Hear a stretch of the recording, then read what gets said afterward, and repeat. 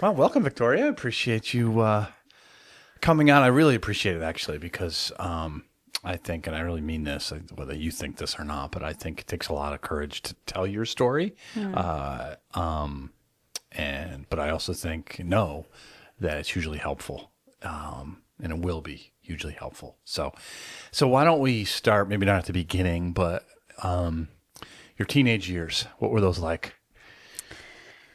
Let's see, my teenage years. Um, to say it, paint a little bit of a picture of who I was as a teen. So I grew up in a home. I don't know if you know these things about me, but yeah, I grew up in a home with a father who had a lot of hurt, and I think was hurt and operating in hurt and pain, and therefore, I mean, I'm just his daughter. I'm not him, so I can't speak literally for Of what course. his experience was like. But the home was definitely a unhealthy, a lot of trying to think of searching for good words. Yeah, just a lot of pain and brokenness in the home. A lot of secrecy, and my dad was there was abuse going on in the home, and so Abuse to you or to, a little bit to me and to others in the home. He was having an affair with my mom. There's just a lot of stuff, and so my mother had left my dad when I was 7, and my younger sister was about 5, and she had eventually gotten custody of us, and but just I remember going to church as a young child, and my mother loved the Lord, and she grew up in a home where that was fostered for her. But she also came from a home that was, yeah, just like a really hurting, similar, very similar home. So she herself too was just kind of working through that, and the best way that she knew how to. And so all that to say, yeah, as a teenager, I was very conflicted of having been part of a church, but this word comes up so frequently in my in my language, but like feeling like imposter syndrome, like I'm here at this church, but I don't really feel like I belong. what kind of a We church was it? Oh, I don't remember. Yeah. I don't know the lane, but it was a Christian church, Yeah. and Yeah. but we moved a lot, which I think played a part into why I just kind of felt like I don't really belong wherever I was. I'm probably gonna cry. Is there tissue? Okay, there's. Yeah, I just so yeah, just moving a lot, and I can just look back, see like, oh yeah, there was a lot going on in my heart and in my, yeah, just what I was going through. It's hard So enough to be a teenager, even in the best of homes. sure, yeah. Yeah. So A lot of moving and brokenness and yeah, hurt. so a And lot of yeah. moving, a lot of changing schools, lots of people that I'd get to know as friends, but then yeah, then they would be gone, and so, but I can remember just a first memory of an early church. I can remember my sister and I were in the kids church, and my someone had come to get my mother and was like, you know, your husband or your ex-husband's here. He's trying to get the kids in the car, and Oh my gosh. she was like, so I have memories of I think, yeah, my mom's best friend had come out of the church, and she was jumping on my dad's back trying to get us out of the car. And it was just like, Wow. I remember that but I also remember just being taught about like Jesus and the Lord. But another church memory was, I forget what I'm talking about church, but oh, and then the next church that we had gone to, just very lovely church, like really kind people, and really wanting to be a part of that, but also feeling like everyone kind of already had their community in there. I just felt like it was hard for me to really connect with people, probably because of the past. And So anyways, I can remember just feeling like it was hard to fit in and be a part of things. So I had this part of me that was, I remember accepting Jesus as a young child, about 8 or so, or 9, maybe 9. But then I had this other part where I really wanted, in that wanting to, have, wanting to belong and wanting to be loved, and wanting to feel, a part of something and important. Yeah. I just made a lot of choices where I was getting that from in a dysfunctional way, that from boys and dabbling in drugs and just We're talking wanting about to high school mainly right now. yes Yeah. yep yeah. So did you have a specific boyfriend, or was it kind of just had them and broke up and another one, that kind of thing? I can remember having there's a couple that I think I had a boyfriend, and then I don't remember, that didn't I think I had a boyfriend, and then someone else was giving me attention, and then maybe this person, like, I forget honestly what it was, but this other person that I fell for, I fell really hard for, and I remember just really wanting to feel like loved. And this person ended up having a relationship with another person, and I just felt like that just kind of, that was around the time where I moved to California. I mean, I moved from California to Massachusetts. Okay. I had got out of this. So I think I had maybe like a couple like relationships What that I was grade really were invested you in. when you moved to Massachusetts? I was 16. Okay. So I finished my freshman year or my sophomore year in high school in California. And then I'll just back up a little bit. So there was a really nice pastor who had come to our church, the one that we were attending, and felt called to come to our church with another married couple. He was a single gentleman, and see if anyone else wanted to.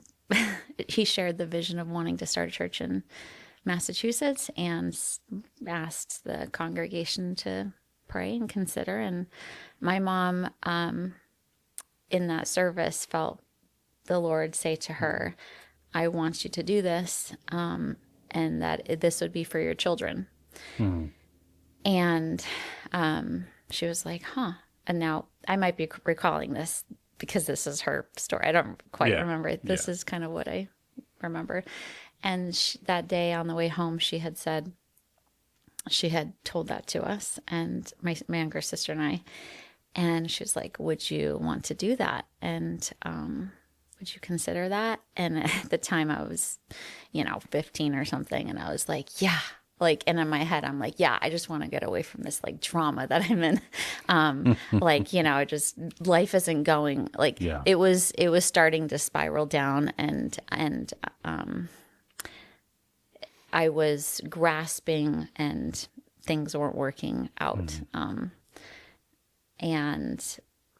But I was like, yeah, I'd go. Like, what else do I have to do to lose right here? Yeah. And And then my sister was like, I guess so. Like, okay.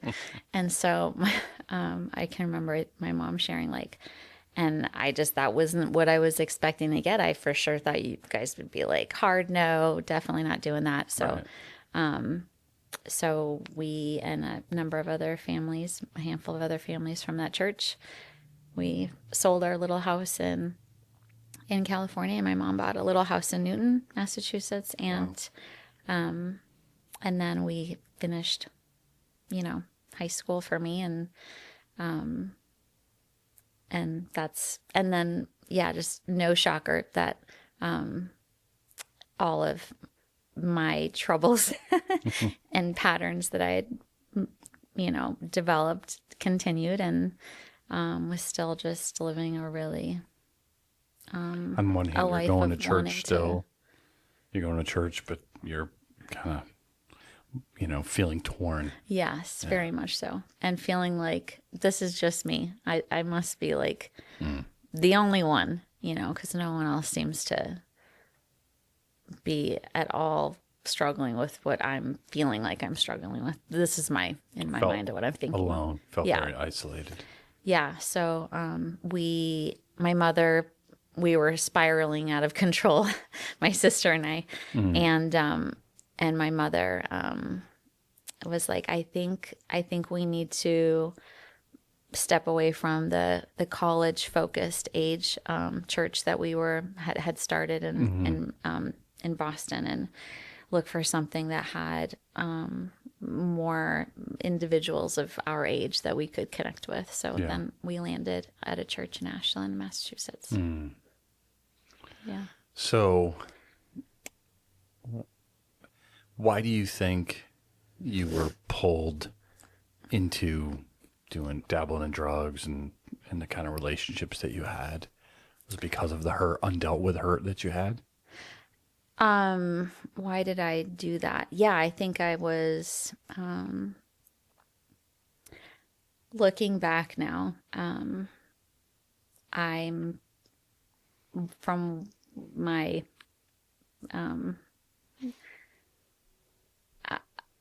yeah, I'm like, I was gonna say, like, I'm not like a psychiatrist. I've not done a lot of counseling or anything like so, but it appears that, yeah, as I was desperately searching for belovedness and wanting someone to love me and to pay attention to me and to feel like I was important and yeah, desired and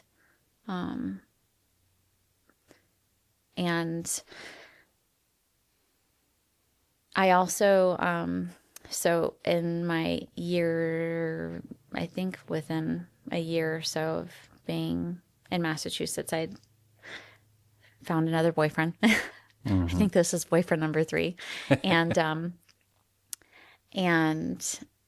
and I fell very hard for this person. And I can remember, again, just kind of looking back in years after that ended, really wanting to be also in those other desires, wanting to be someone who could help someone.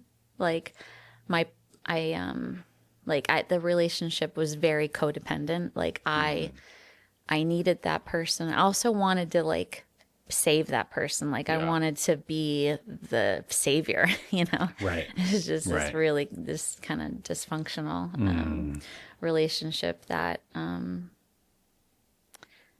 yeah, I was in. And do you want me to keep going? Yeah. So, is this the relationship where you found yourself pregnant? Yes. Yeah. Well, you didn't find yourself pregnant, but No. Yeah. I did. Yeah. so I know it was a while ago, and as we'll get to, you blocked a lot of it out. But do you remember how you felt when you got pregnant? Yeah, and I think just from what I've from conversations that I've had with some individuals, it's interesting. and this isn't for everyone. This is just my experience, but it seems to be common as I think with trauma, and that might be like sound like a funny word to use right now, but when big things happen in your life, and maybe things that you don't want to remember, there's little things that you can't forget. Yeah. But you don't remember, like I don't remember everything, but there are a handful of things that I very much remember and a lot that I don't remember. But yeah, I can remember being in the bathroom of my boyfriend's home and finding out that we were pregnant and just being like very surprised. Yeah. I don't know, I was so surprised, but yeah, very surprised and like terrified. Was really scared. Scared of You're 17, 18? yeah, I was about 17. Do you remember your boyfriend's reaction at all? Not as well. No. I don't remember. Yeah, you were in I so don't much remember like shock yourself. It was just I tried. I think I shared with you that I tried really hard after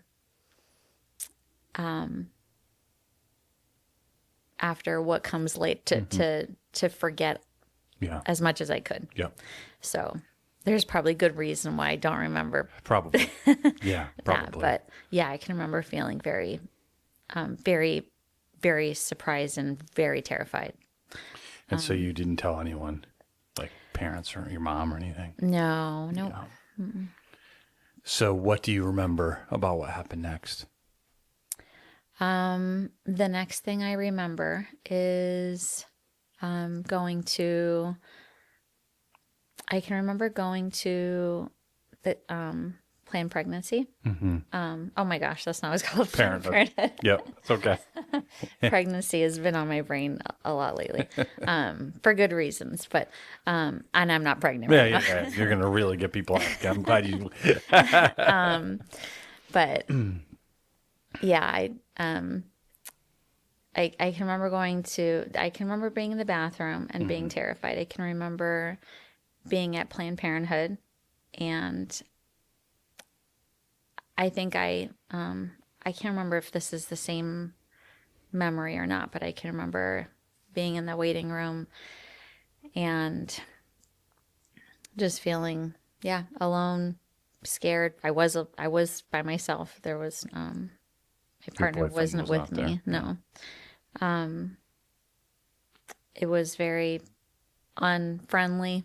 I mean, people weren't going out of their way to be rude in the waiting room, but it just was cold and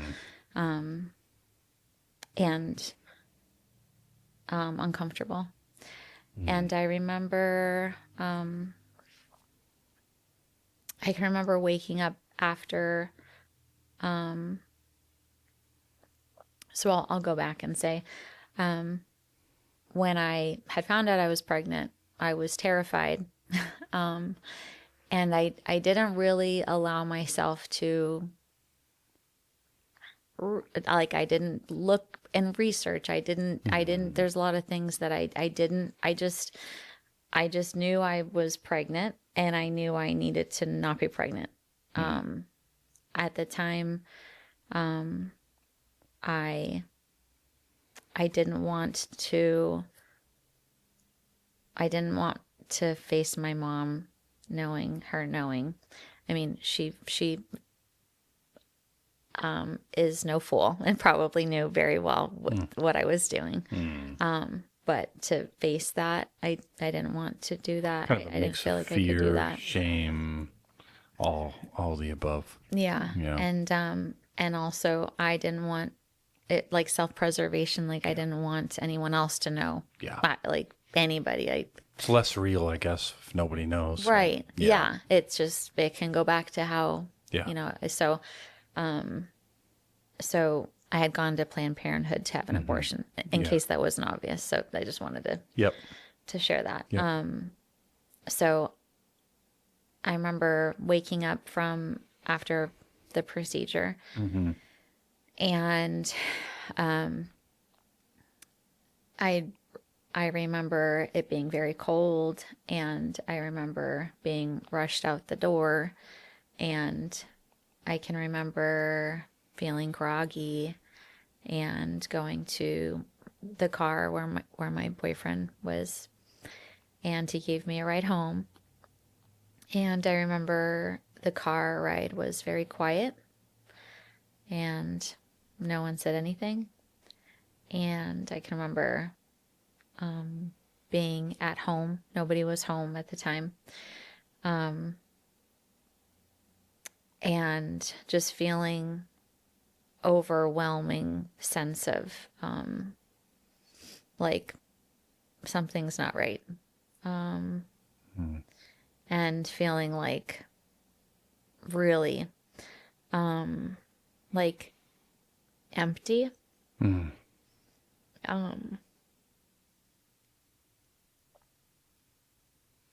And allowing myself to get curious about what had just, what I just done. And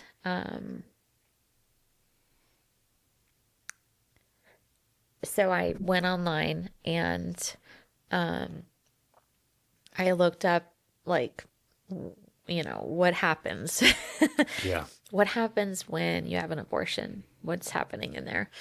And it seems like so obvious, like looking back, like, whoa, what did I think was happening? But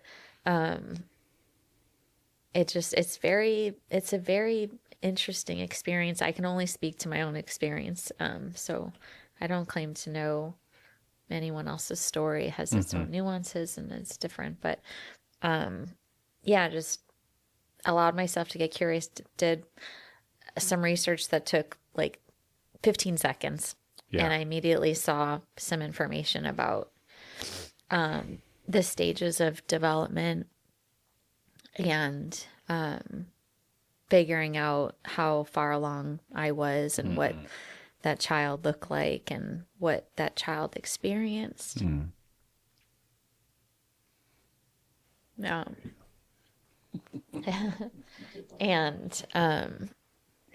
and just being like so like in denial, like, no, there's no way I did that.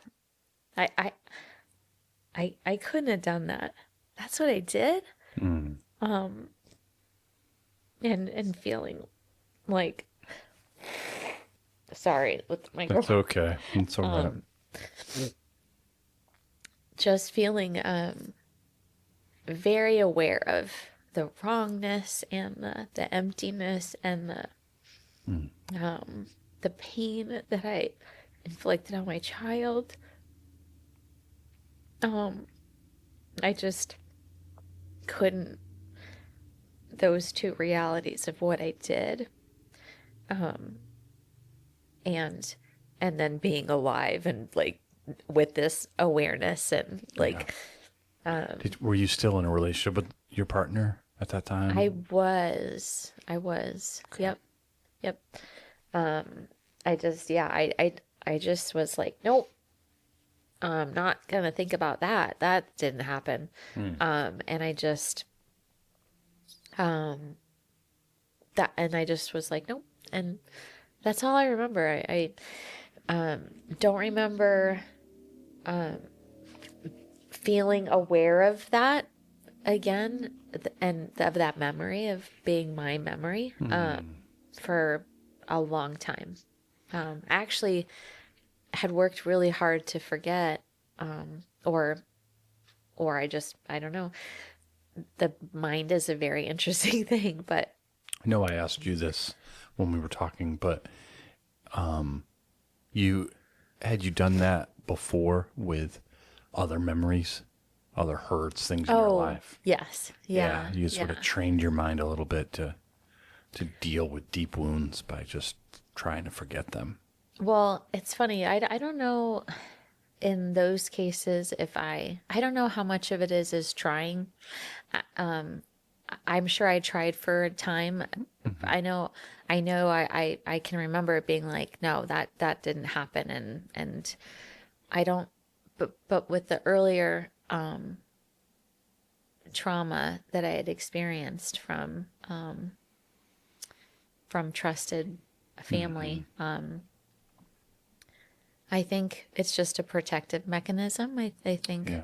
to a degree too, where your brain, yeah, I don't know. It's interesting. I don't know. I can only really speak to my own experiences, but there's a lot of memory, Yeah. childhood memories that I don't remember.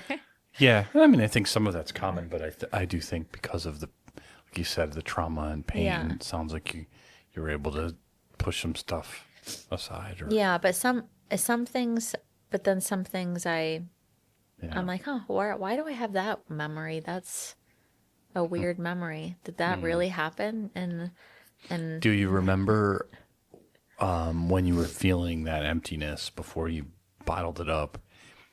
Do you remember your thoughts about your faith at that time? Was that any? no, Yeah. no, Yeah. no, that was Kept that separate. yeah. Yeah. Well, I think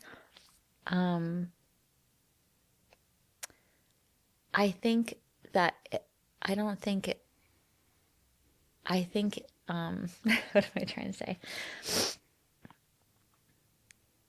I think that the Lord did bring that feeling of like that this was something that ought not to have happened. I think he let me know that, Yeah. and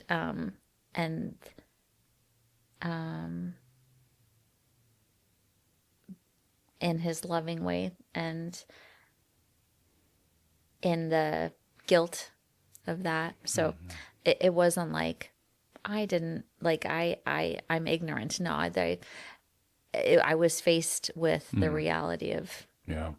of what happened, and I don't know if that makes sense, if that answers your Totally. question, but Yeah. yeah, Yeah. I don't think it's like totally separate. I think Yeah. It yeah, never is. You yourself might not have been considering the Lord, but He was always considering you. yeah, Yeah. yeah. So you bottle it up. When does it begin to creep back in? Like, wait, as a memory for you, Yeah, what happened? when people would have conversations about it in public, just talking about abortion, Mm-hmm. and feeling like, why does that feel like Hmm. close to home for me? Or at physicals, they ask you how many pregnancies have you had? As I had my own children, Mm-hmm. those questions, and how many of you delivered and not, Mm-hmm. and just little by little more in the later years, in the more recent years, that had been coming up more and more of, yes, okay, and I would remember, and then I would go back to the memory of being at the computer, and then I would think about what I learned, and then I'd go, oh, no, I didn't, no, we're not going there. Like that happened, but I'm not like going there. Yeah. Yeah. So about how old were you? Because you had already had your children, or you were in the process of. Yeah, I had Selah, who is 15 now, in 2010. Mm-hmm. So I think I was, oh gosh, I'm not good at math in It's general, okay. but so let's So it was see. around then, around 2010. Yeah, so I was in my later 20s, Mm-hmm. mid to later 20s, when I was like, yeah, just remembering that and closing that back up, and then I'd have other physicals, and then I had another daughter, Symphony, and that would pop up, but then I'd put it back, and Hmm. I didn't say anything to anybody. I think at some point I told my husband, I don't remember when that was though, but it wasn't initially. It was later. But at some point I took a class at our previous church that we attended before here. It was called Freedom. And it was a Bible study that helped.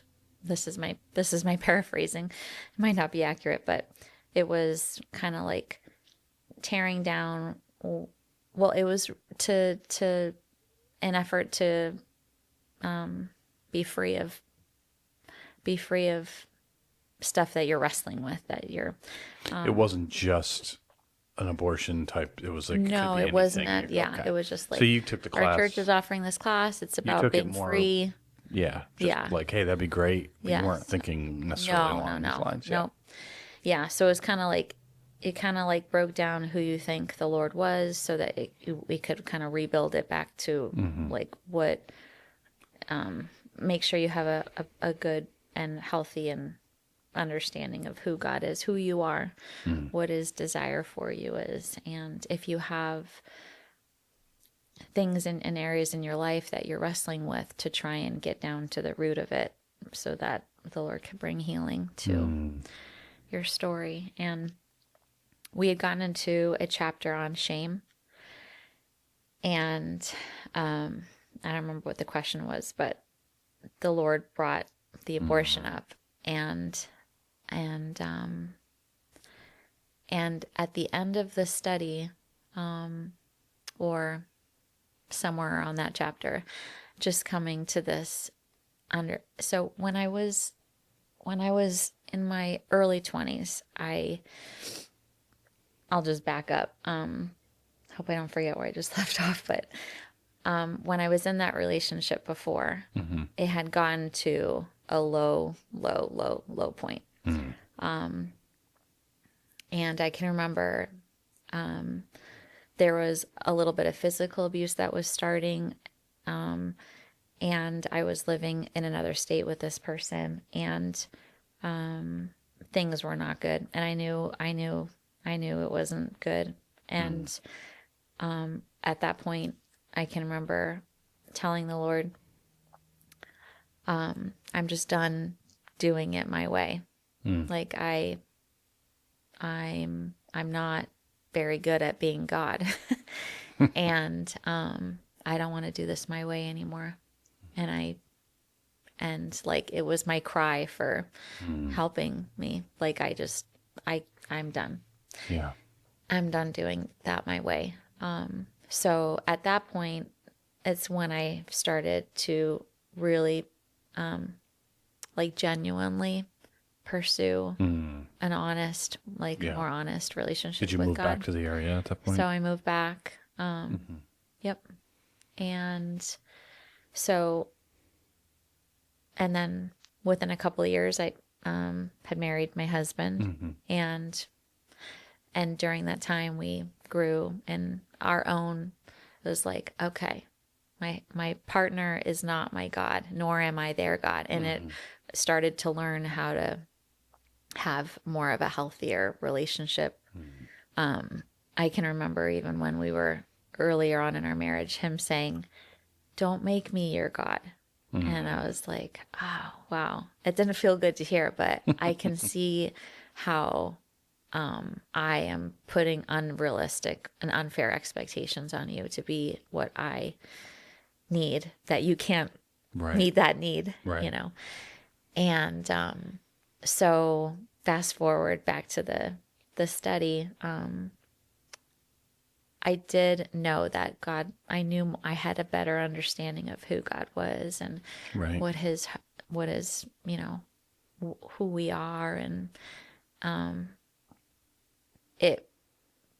it's a lifelong journey. So I still got a long way to go, but, but that's kind of where I was at the time. And in reading and unpacking shame, I became really, you know, I felt like, I had my abortion in hand, and then I had Jesus's forgiveness of my sin, and how it was also for my abortion. Like it wasn't, it was for the thing that was deep down in the darkness that nobody knew about, that, and that he forgave me of that too. And, I explained it to someone the other day. It might have been you, I forget, but I just remember like skipping around, just, not literally, but in my heart, just being like, oh my gosh, like I'm forgiven. Like I'm Yeah. forgiven of everything, and of even my abortion. So The it sounds horrible like thing that I had you didn't done. just grasp that here, but deep in your heart. That's why you had so much joy, because it's like, wow, Yes. it's not. It's one thing to say Jesus forgives us, right, and we understand that fact as a Right. Christian. So but there's always that maybe underlining. Yeah, but really that. Yeah. But you came to the conclusion in your heart that yeah, that too. Wow. Yeah. Yeah. It was that too. And if he forgave me, I think yeah, I just remember like a picture of like a jail cell, and the door was open, but I was still there thinking I needed to stay there, Yeah. Yeah. and I didn't. And I was like, okay. And I just felt so free. Like I just felt like I can't believe this. I want to share this with everyone. But then feeling like I was stuck again, because while I while that that is true, there was more that needed to be done and worked through that I didn't realize at the time. But I just was like, oh shoot, like I'm stuck again. Why can't I say anything? Why can't I tell anybody? And feeling like I want to share this, what Jesus has done, and yet I feel still like there was more healing, because I felt like it was my choice to do that. Like, I'm sorry, let me go back. In just thinking about that,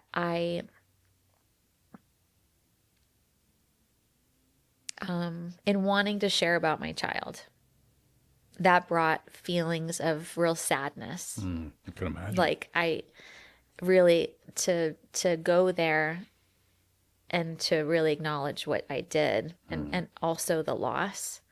I felt like I didn't have a right to be sad and share, like, because I chose to do that. And so Right. there was still this, yeah, like sadness and grief that I didn't know what to do with that. So what happened next? You just kind of try to live with that and go back and forth. I let's see. In sharing with my small group leader at the time about what the Lord had showed me, she was like, you know what? I think you should check out Clearway Clinic. Clearway Clinic, it's a pregnancy resource center. They have, I can't remember if she told me about the post-abortion counseling or if she just invited me to the banquet. But in any event, I got an invitation to go to the banquet. They have an annual fundraising banquet where they share their vision and mission and the wonderful things that they're doing in the community. But also at the year that I went, they had a mother share her story about having utilized post-abortion counseling, and how that brought like so much healing to her life and her story. And I remember going to that banquet and watching her talk and being like, how is she up there saying this? Like, how is she, why, like, I want that. I want to be able to share that. And I remember, long story short, I had expressed interest in wanting to to have that counseling. Mm-hmm. And I got a call from someone saying that there was a spot available for me personally Mm-hmm. to attend a long weekend retreat, a healing retreat is what they called it. And I remember calling them back and saying, I really appreciate this offer. I feel like I don't want to take someone else's spot away from them because I know that I I just I felt like I felt I don't know, I don't think it was, yeah, just I didn't want to take someone else's spot who really needed it. I was like, Mm-hmm. I know I'm forgiven. I just can't talk about it. But maybe someone else who doesn't know they're forgiven, they should have the spot because Mm-hmm. that's, and and sharing about how I just felt like I'm sad, but I don't feel like I should be sad, and or why do I feel this tension? She was like, you just need to come. You just need to come. Just come. And I was like, all right, I'm coming. So I went there, and yeah, the Lord just showed me that in his, it was just a really, it was a really sweet,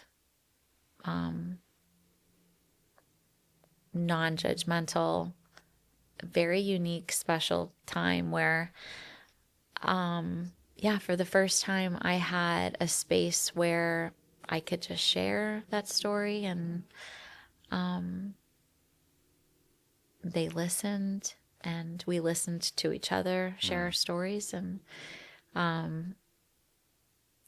we allowed ourselves to go back there and talk about that. And it was a facilitated discussion conversation.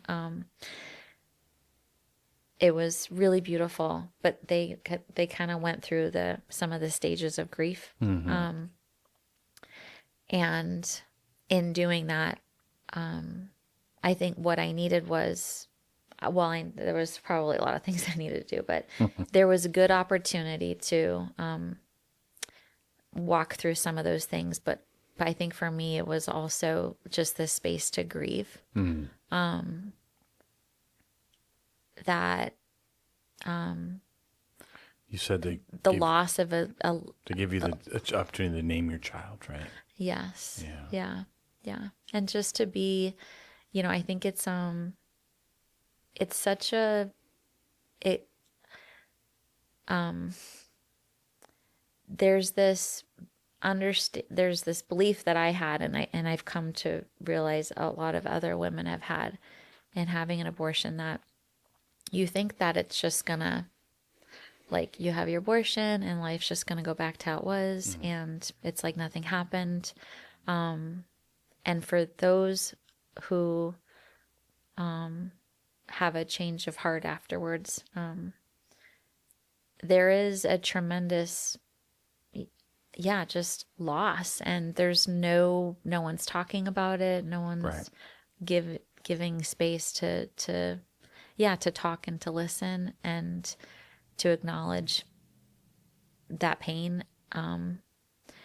And so it was incredibly healing to be invited to grieve, and be invited to dream about what that child might be like, and what they might have looked like, and not to bring like more guilt or anything like that, Yeah. but just, that child was a gift from God, and that child was, where I believe that people are made in the image of God, and that child is made in the image of God, and so to give that child the dignity of a name, and time to think about them, and to celebrate and praise God for the gift that was given, was incredibly healing for me. Yeah. And I left that weekend just with I mean, hand in Obviously hand of tears, but also so much joy, Yeah. and a voice that I felt like I had now to share. I didn't feel like I had it. I actually had it. I was able to talk about it afterwards and continue Before to do going to that. that, has you talked to Joe about it? I'm sorry. Did you talk to your husband about going, why you were going to that weekend? So Oh, yeah. you did share it with him. Yeah. Yeah. Yeah. He had, I don't remember at what point I told him about Yeah. that, but he did know, and he was very supportive, and Hmm. I can remember, you know, yeah, it was really sweet. It was a really sweet time. I came home and Hmm. shared that experience and shared it with my kids and let them know that they had a brother. They have a brother, that's with Jesus now, and his What's name is what? Amos Yeah. Matthew, and they consider him, yeah, their brother Hmm. that they will meet someday. And Does the guilt ever still try to creep in? the guilt, The shame, or however you want to label it? yeah, the sadness of the choice. I'll always regret having made the choice. Hmm. I will always, there was a lot of fear of just feeling like, I can remember afterwards, in my moments of remembering, Hmm. and then closing it, feeling like it's a very, it's a lot of feelings and emotions all wrapped up, but I can imagine. just the feeling of fear of not fear, what am I trying to say? One way that I can remember feeling, looking back at the choice I made, was feeling relief of like that person that I made that relationship with ended up being continuing patterns of violence, Hmm. and feeling like, well, it's a good thing I did that, because I would still be tied to like that relationship, and just like ways that I tried to justify it in the moment, and then kind of, but I have such a different perspective of that our God is so good, and he's so loving, and he's so faithful, and he's just faithful to help us wherever we are, in whatever situation we're in. And I know that had I chose to had I chose to kept my son, I know that God would have been like so kind to me still, and so kind to my son, and so kind to this. I mean, that's just who God was. Like, I have a daughter, our oldest daughter, Selah. She was born with tuberous sclerosis complex, and she has epilepsy, and she has some medical stuff, and she'll likely always live with us and need care for all the days of her life here by her mom and dad, or whomever the Lord helps care for her later on. But at times, I just kind of liken, as I reflect, there are times where I feel, I mentioned to you, or actually, I don't know if I mentioned to you, but you'll get to know this about me the more, like, I get kind of squirrely. So right now I'm going to squirrel over here, but I'll get back there. Selah's going to be having some brain surgery in March. And there are times where, oof, I'm like, the fear of that, the unknown of that, will creep in. And then I just remind myself that God will always be God, and he will always be good. And life,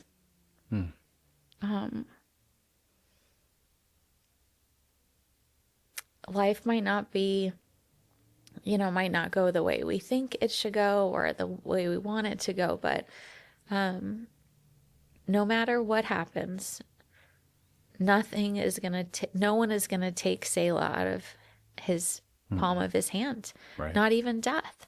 Mm. And with Amos, no one, like, not even death is going to separate the Lord from my son. And no matter what happens in my life or anyone's life, I'm just kind of circling back to, we can justify, I justified things because out of fear of, well, what if, Right. and just not trusting and not knowing that I could trust God. Yeah. But God is always going to be God. He's always going to be good. And he's always doing things. And, I don't know if that's Yeah. coming across. Have you ever well. thought about Have you ever thought about what it will be like to meet Amos someday? What he'll look like? I have no idea.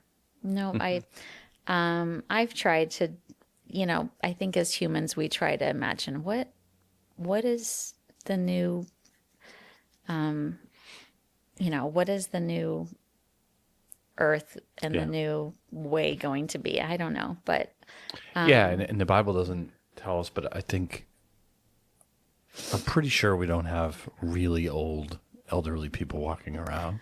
yeah, I And don't I'm know. pretty sure we don't have, what amounts to fetus still in womb, which is a life, Amos, in that state. So again, my conjecture is it's some kind of, because it's a new resurrected body someday, that it's some kind of prime, what he would have been in his prime. I don't know.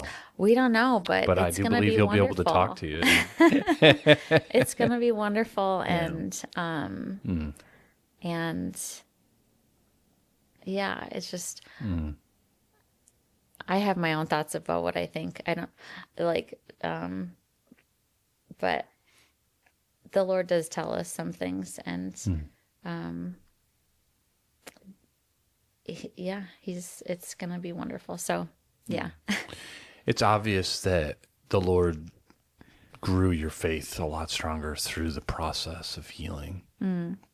Any specific ways? Obviously, trusting him, as you said, with the surgery coming up, and you've drawn on that like experience of but any other ways do you feel like your faith is strengthened because of it? How has what strengthened my faith? Sorry. No, it's okay. The whole process of the freedom, the class, and then the post-abortive weekend, and then just okay. learning to truly understand God's forgiveness and such a thing. What ways has that strengthened your just trust or faith, your relationship with the Lord? I think what I don't know if this is answering your question, but this is what I want to say. Okay, it's your story. I think what has brought me peace, and peace, and yeah, I would say joy, but sometimes I don't feel joyful. But there is a sense of assurance and peace, and that has come through really like learning how to read the Bible and learning how to study the Bible. There, a lot of my interactions with scripture growing up was like what other people said was scripture. Like hearing it but not seeing it, or seeing it but not really understanding it. Kind of like taking scripture and out of context, and not necessarily with ill intentions by individuals, but just I think not understanding how to read the Bible. Not like I wasn't taught how to read it and how to interact with it, besides opening it and reading it. Right. Maybe there were study notes, maybe not. But in Bible Project. Have you heard of? Yep. Yeah. So they've been an incredible resource for me and my husband. He's been a big fan of their work over the many years. But in just learning how to read the Bible, who was the audience, what was the culture like, understanding that the Bible wasn't written in English, and that the words that are written are not necessarily there. There's just so much more, and in really studying the Bible that way, and what I believe the way that it was intended to be understood by the writers at the time, and saying what it meant there, and then going, okay, what's happening? What is the Lord saying here? And as I do that, and as we continue, I'll say my husband and I, as we continue to do that, just getting a greater awareness of who God is, what is this all about? Who all of creation is, his love for all of us, and his desire for all of us to live a life that is loving, and we are loving one another, and that we are hungering and thirsting for righteousness and having right relationships with each other, and extending mercy, and just that the more I do that, the greater sense I have of God's heart and his heart for everything that he's made, and just like his sovereignty. Just, I mean, if this is all true, I can have peace no matter what really hard situation I'm in, no matter what, how my kids are just driving me bananas, and I feel like I'm gonna, or, when my husband loses a job, or or the kid's diagnosis, or you find yourself in an unexpected pregnancy. It's just, all of it is no surprise to God. And he is doing great things that we only see like this much about.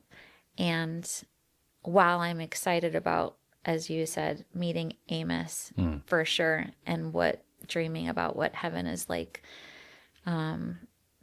also holding very much in hand that the kingdom of heaven is here, and his, the truth of God and his way is here, and he is wanting us to learn about his love so that we can share that love, and share compassion, and share help, and to be generous, and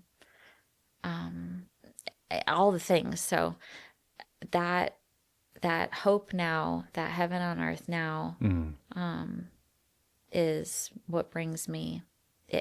I pray it moves me to how I act, and how I react, and how I live, and how I everything. And in digging into his word, I'm drawn to his heart. I want to talk with him. I want to listen to him. I want to learn about him. I want to sit with him. I want to, it's just, the more I realize his goodness, and the more it's just. Well, it's like what Jesus said, when the person who's been forgiven much loves much. Yes. What's it like, because abortion is so controversial, it's been made so political, so now you got different sides, and it's not always even a religious argument. Obviously, faith and where life begins will come into it, but it's gone so much. So, and it's very public, right? It's probably, amongst a couple of other issues, the most controversial issue for years in our culture, and maybe the world, certainly in Western culture. is it hard? Does it make it harder that it's like, I made this choice, it was wrong, I've received God's forgiveness, but you now put all of that into it, that there's people that might want to condemn you, there's people who would actually want to celebrate what you did, and whether they do or not, does that make it more challenging to kind of walk through share that? it? Not Or necessarily to share it, just to kind of live with it, not the guilt and the shame, but just like if somebody, had a really bad, they were in their 20s, they were on drugs, and they murdered somebody, right? It's sin, it's wrong. And then they come to Christ maybe, and they realize that was wrong. They receive the forgiveness. It's still really hard, but it's a little bit more cut and dry. There's almost everybody, regardless of where you are, would agree that that's wrong. Whereas what you did, there's a lot of people that would say, no, what you did was not wrong. And does that add an extra weight to it? does it add extra weight to my choice Just your experience with it, not necessarily your choice, just how you or what I how did? you consider it, how you kind of process it even now. I don't know if this is gonna. I'm not sure. No, it's a I'm hard hearing question. What you're. Well, I'm not sure if I'm quite hearing what you're getting at, but I mean, it's clear to you, Jamie, and probably to other people, but the way my brain works, if my husband was here, I'd be like, "Can you say it in different words for me? What he's saying?" But Yeah. Yeah, I wouldn't blame yes, yourself. I think it's a hard thing to describe. It's just like, it's a very unique sin, let's just call it, or a Yeah. unique choice, versus someone who did this or did that. All of them need forgiveness of God. But Yeah, because the sin is celebrated in some circles, not that you do, Yeah. but does that just, do you just dismiss all of that, or does it? I think I mean I've had interactions with anytime I can share about Amos, Yeah. I want to. Yeah. And I if someone asks me, how many children do you have? I say, I have 3, and let me share with you about them. And I've had the response of, well, that was, you chose to do that, and that was right for you at the time. And I mean, we only know what we know. And so I'm not gonna, I've kindly said, well, I regretted that choice, and I still regret it. And I just say, and never, like, the other person's just like, oh, okay, like, that's rude. Yeah, right, And right, so right. I don't, it doesn't make sense to hold someone that has a different belief to a different standard than Yeah. that I'm living by. So Right. that's where they are, and that's their feeling. And yeah, so does that answer your Yeah. question? Does it, how about the opposite? Have you, have to obviously name any specific situations, but have you ever felt like the church or Christians, when they hear your story, Oh, are a little bit, surprised. well, I'm sure surprised. That's fine. That's a normal reaction, but judgmental. Maybe either overtly or just kind of like, oh, you did that. Oh. If they did, that's between them and God. But Yeah. the person, there's a person that I can remember sharing that to, and they were having a conversation with a couple other people, and I was there, and they were like, saying not nice things about individuals who would choose to do that. And I said, well, I did that. And I love that you're just so open about I was it. just like, I did that. And it was kind of like, I didn't know that. And I shared, I don't owe anyone to share it, but so I hope no one hears that one has to say something if they don't feel led to do that. But I felt comfortable saying I did that, and this is why I did that, and I regret having done that, and I would just, be aware that I mean, statistically, 1 in every 4 people have had an abortion, 1 every 4 women. So with every woman, there's a partner to that. And so And potentially often, there's a lot of hurt, yeah, hurting so much. people Yeah. who are very close to you who has a similar story that might not have ever told anyone. And just like we would, I mean, just in general, we ought to be, we ought, we ought to be loving people. And that in that conversation, that wasn't happening. And Well, that's a yeah, good so lesson, really, for all of us in any situation, of just being very careful about painting with broad brush strokes situations or people and what they're like or what they're not like, and assuming this is the kind of person who does this. And it's like, that life is not that simple. And people are not that simple. And I think we not like to, but it's just easier to just kind of like have categories. sure. Like, oh, we all struggle with gossip, but people who do that, and it's just so not what Jesus taught and lived. That freedom from all sin, all of those things, is found at the cross. Yeah. And it's like to know it here, but to truly be like, okay, I don't know this person's story. Yeah. Yeah. We all have our own story. Yeah. And everyone's story, we live in this world, therefore, contains suffering. Yeah. And yeah. And like you said, hurt people will hurt people. Yeah. And you Yep. experience that. Yeah. And yeah. So you've explained a few different ways. Anything up till, and then we'll talk in a second about your new work that you're doing, new venture. But what are there any concrete ways that you can see that God has used your story to bless or to help others? Yes. Yeah. I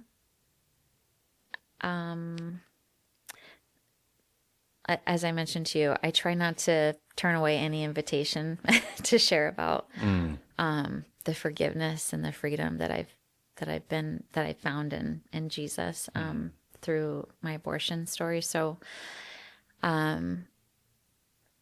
the retreat, at the healing retreat that I'd been to a few years ago, they said, think of something that you can do, not necessarily now, but maybe in the future, to like memorialize your child and to remember your child. So I remember saying, I'd like to do a tattoo. And I have some flowers over here of family members in my family and my children, but I didn't have one. I had a blank space here, and I was always like, that blank space, I need to fill that in. And then this year, I was like, I'm gonna do baby's breath for Amos. And so I did that this summer, and in individuals who have asked, there's people will ask about my tattoos and say, I'm just, What do they mean? yeah, like, oh, I Yeah, noticed that, and can you tell me what they mean? I'd be happy to tell you what they mean, because there's a great testimony in here. And so, in sharing that specific tattoo for Amos, there was several people who have shared with me that they either, abortion was part of their story, but they had honestly forgotten about it as well from years ago, and they never told anyone. Another woman shared with me that she had surrendered her, she had given her child up for adoption that no one ever knew about. And so I've had many conversations, like maybe more than one hand since the summer, of women who have shared with me that's part of their story, and they've not shared that with anyone. And it's given me an opportunity to, I think first and foremost, just listen. Yeah. I'm learning more and more of just what it means to listen and be in the presence of someone's pain and just be there and not necessarily say anything. Right. And how important that is for us as humans to do, and to give that and to receive that from other people. And then if they ask questions, to share more about the ministry that I was blessed by, in the event that that might be part of their healing journey at some point. So you try to listen for sure, and then if they ask for more, or if something, you don't push it, but you just sort of like try to steer it towards, here's some help. Yeah, just Yeah. listening, and then listening to them, and then listening to the Lord of like, Right. okay. Because if they are vocalizing it, they're probably looking for something from you. They may not be looking for, step-by-step instructions, but something. And maybe it's just a listen. But I think, and I can't speak for them, but for me, I think when someone shares their story, it gives us an opportunity to share our story. Like, yeah. I think, when we can move past when we can just allow ourselves to be vulnerable and to share things about what's really happening, it opens a door for someone else to go, and like walk into that. Yeah. So I think just knowing that, I think that it comes from just wanting to know that, or that they're not alone, and Yeah.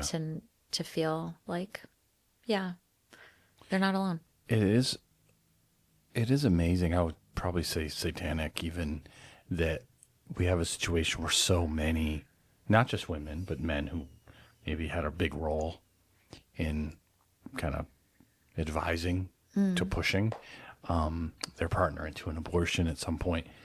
So many. And yet very, very typically feel isolated and alone, like they can't talk about it or shouldn't. And I think it's a lot like, you and I talked earlier about when someone miscarries, and it's kind of like, not that don't feel like you can talk about it, but you just feel like it's a lesser grief when it shouldn't be than if you had lost a child, like out of womb.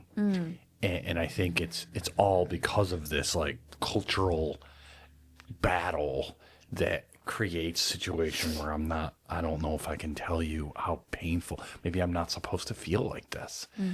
I'm not supposed to feel pain because it was just a procedure, or I do, but what are you going to think of me? It's just really sad that people are hurting and don't feel, not everybody, but a lot of those people feel like they're alone in that hurt when so many others have felt that too. And it feels like that's a ploy of the enemy. And God's using you, even if it's one instance at a time, to help people realize they're not alone. That not only is there for them, others, and most importantly, God. Yeah. And that pain is pain. Right. And that, I know, even I was sharing this with someone, sometimes I wrestle with, and just thinking about Selah, and sometimes the need sometimes it's really hard. Her story, and walking her story, and the family dynamic that we have can feel really hard. Yeah, sure. But then other times, like I recently went to a marriage retreat with Johnny and friends, the couples, and I got to be around a lot of other couples whose story is really hard, like so much harder, I feel like. And I was tearing up listening to a woman share a story, and she was like, why are you crying? And I was just like, oh, I feel like almost like bad for feeling bad for I feel like I don't have a right to be sad about my story because your story seems so hard. And she was like, no, honey, like it's all hard. Like we're in, we're in this together. Like, and I was just like, oh, thank you so much. Cause we can undermine our pain when we compare it to others' pain, but it's all pain. Right. And I'm, And, and we're not alone in our pain, and it can be different and it can look different, and it's still what we're experiencing, and it's a shared experience in that way, and it's worth sharing and being comforted, Yeah. and to Yeah. comfort others. What what advice would you give to any woman, young woman or not, who finds yourself in that situation where they're scared, feel alone? What should they do that you didn't do? What should they do? Yeah. I don't know. I don't know what they should do. But I would thinking about, I think it's, you brought up, and I'll just say it's important to bring awareness to men who are carrying also the burden of post-abortion hurt. If because in the same way that I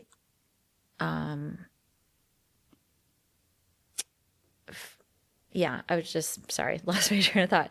But it is a very real thing that men also can walk with post-abortion pain. That's Yeah. what I'm trying to say. For sure. And that is something that that there's support for men as well. That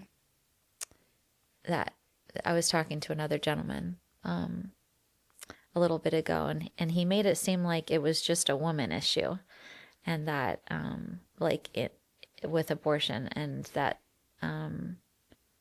that it only affects the woman, sort of, Yeah. and I just listened. I don't remember what I said at the time, but there is this I think there's this this belief in our culture that abortion only affects women, but it very much can affect a man as well, especially a man who has a change of heart. And I've read several stories recently of men who have shared their testimony of receiving healing and help through their post-abortion counseling that they have received. And it's so interesting how there's a lot of overlap between like this one gentleman's story that I'm recalling and my story. And it's just like, wow, I wouldn't have known that. And I'm grateful for that being brought to my attention. And I would say to any woman or man who is wrestling with post-abortion pain, and that can manifest very differently, I'm learning, that there's hope, and that they're not alone, and that the Lord loves them, whether they made that decision with more awareness of what was happening or less awareness, or wherever that individual is on the spectrum, that the Lord loves them, and the Lord forgives, Yeah. and that no sin is too great. And I would just encourage them to reach out to a pregnancy resource center, a local pregnancy resource center. I think maybe we were going to mention this, but Clearway Clinic recently was so kind to offer me a part-time position in their what they call Clear Past Ministry, which is their post-abortion support ministry. And that is one of many pregnancy resource centers that are like all over. And so I would maybe, if someone's connected to a church, reach out to their local church and see if, what pregnancy resource centers they might be connected to, or go online and just search local pregnancy resource center. There are a lot that have post-abortion. It's either their main focus or they're a branch of what they do. And not dealing with its going to usually manifest itself in very poor ways. Like any other pain, guilt, shame, however that's manifesting for somebody, it's scary, and you'd rather just not deal with it. I like anything else. It's just like, ugh, I don't want to dredge all that up. I want to. It's fine, but it's not fine. And take that step. It's so courageous for It anyone is. who takes that Yes. step and says, "I need help." Yes. Yes. Yeah, it is a sign of strength Sure, it is. And courage. and courage. Yeah. I know we don't want to open Pandora's box and go back to, initially, but But the problem is, it's there. We might it's there. put it in a box, but it's Yes, still it's in gonna you. come out, and it's gonna come out in ways that are gonna maybe surprise you. Like for me, it's just like, oh, I was very caught off guard by that. Or maybe in other ways, but the pain can manifest. I'm learning as I'm learning more about this role and kind of doing some more research, can manifest in a lot of ways, and there can be a lot of that can just affect different people different ways, and but the Lord wants his desire for all of creation is to be flourishing and to be healed and to and it's our whole self and our whole everything. And so my counselor had said, Yeah. she was like, the Lord wants to take what's hidden and bring it into the light, up and out, up and out. And he just cares about us so much. And he wants to bring healing to And every parents area of our too, life. for whatever the situation might be, if parents knew about it beforehand and actually encouraged abortion, or maybe they found out later on, I could see where the temptation is to she or even he, like you said, if they seem okay, we don't want to deal with it. Then we'll have to tell people and da da da da da. Whereas to take it very seriously, that this is something that probably isn't just going to be brushed under a rug. I mean, I would say definitely, but I suppose you can really, really put it deep down. But it isn't going to be as simple as, well, you did it, and what else are we going to do? That if you care about whoever's in your life, whether it be a friend or a child, if you're a parent, to get them that help or to really encourage that help for their sake and for yours, if you were a participant in it. That's the problem, right? It's the partner. It's obviously the woman who's pregnant, but it's also parents or friends or counselors, counselors. Oh my pastors, gosh, there's so many people who might have said, yeah, do it. And then, should I have said that? And I was, so when you say 1 in 4, it's, it's way more than that. Yeah. If you really look at the compounding problem. How about somebody who finds themselves pregnant and thinking about it? And again, I'm not saying any judgment, but how, you will be working, I know probably more for post-abortive, but if you get a chance to counsel somebody at Clearway or elsewhere who's thinking about it, what kinds of things should they be thinking about? Should that person be thinking about? Well, I've only been working at Clearway for a little bit. We're not There's probably expecting you more to be an better expert, people that can but- answer this question. But Yeah. but if someone finds themselves with an unwanted an unwanted pregnancy or Planned. Yeah. unplanned, thank you. I'm like, that's not the word I'm looking for. Yeah. An unplanned pregnancy. There are local pregnancy resource centers that do amazing work, and I'll just speak to Clearway because I'm more familiar with it than others. But there are resource centers that offer free testing, free ultrasounds, free everything. They offer all of the information. They offer information on adoption. They offer information on abortion. They offer the information so that You that can make a wise individual can decision. have Yeah. an informed decision. They can make an informed decision, and they can find out things that are available to them that Planned Parenthood doesn't do. And And what was meet the other some- thing I was going to say? Typically meet some extremely warm, caring people in those environments versus Yes. maybe. Very compassionate, very kind and loving and nurturing support for sure. And that's never a problem. That's never a bad thing to have more of No. those types of people in your life, Yes. right? Yes. Yeah. I think what I wish that I had done, I think just as a preventative maybe, like having people in your life that that you are honest and open with about what's going on in your life, spending time developing those relationships that you can be honest and vulnerable with, so that if you find yourself in a situation like that, you know that there are loving people that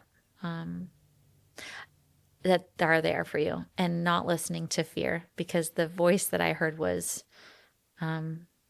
if anyone knew, no one's gonna stick around, and that's just not true. No.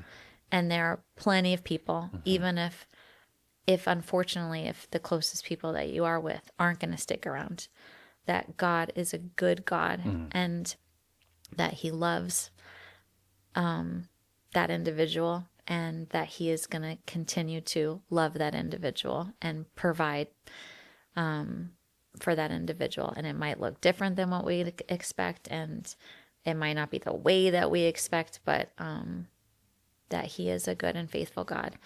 If a person who's supposedly close to you and loves you weren't going to stick around, how much did they really? Yeah. I mean, I don't, like, Yeah. if you truly love someone, Yeah. you may disagree with the decision and not be happy about it, but you're not going to forsake them if you really love them. Right. Yeah. And the other thing that I think is beautiful is that the resource centers will let you know just more information. They give you information about, like I said, the free ultrasound, Yep. the stages that your child is in, which I think just brings awareness to the reality of that there really is someone inside of you, and that this is this is a life, and it brings an awareness that to the mother that you don't get at Planned Parenthood. Right. Yeah, I think regardless, someone watching this, regardless of where you might disagree with us on something, I think we should all at least agree on is this is a much weightier, heavier thing than often aspects of our culture try to make it sound like. It's just a medical procedure. It's not, and regardless, if you disagree with us that life is at conception, which we both vehemently agree with, I think it's the biblical worldview. The statistics are there. Like, there's no denying that this is heavy, because that's a life. And whether you think it's now or eventually, but it's you're pregnant, right? That's going to be a baby. And to just think I can casually cast that aside with having it be no emotional, spiritual, physical ramifications is kind of whistling past the graveyard, right? Like, there's no, so it should be taken more seriously at the very least, which, we'd way rather you go beyond that, but to be able to think like, well, this isn't just, I'm going into a medical place and having a procedure done. It's just, I know it, everybody knows it. And to get the help and do that research, like you said, can make you just a way more prepared and informed decision. Yeah. And just there's a lot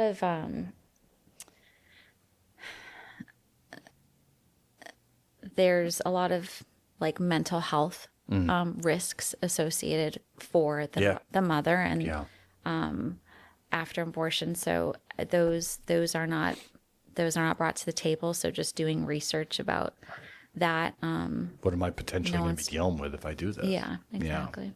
Yeah. Well, I think it's an amazing thing that not only obviously working for Clearway Clinic and having that, but just sharing your story here, sharing your story whenever, like you said, possible. I know God will honor, has already honored that and used that and will continue to.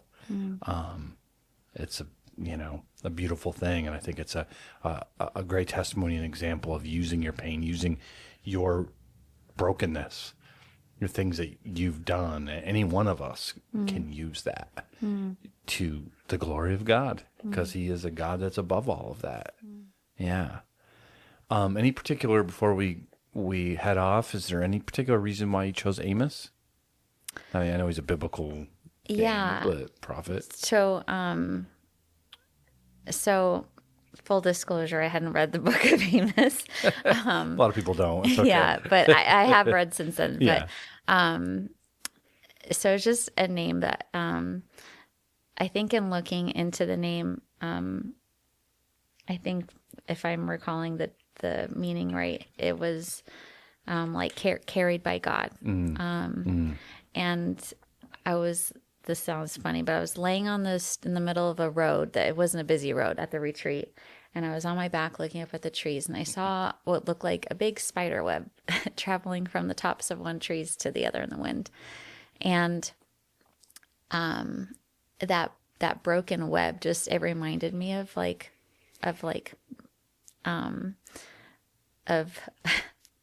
Amos in me, like just that, the broken, just the brokenness. And I just watched it being carried, and I was like, as I was praying, and just the Lord just was like, I have him. Like, I've carried him. I've carried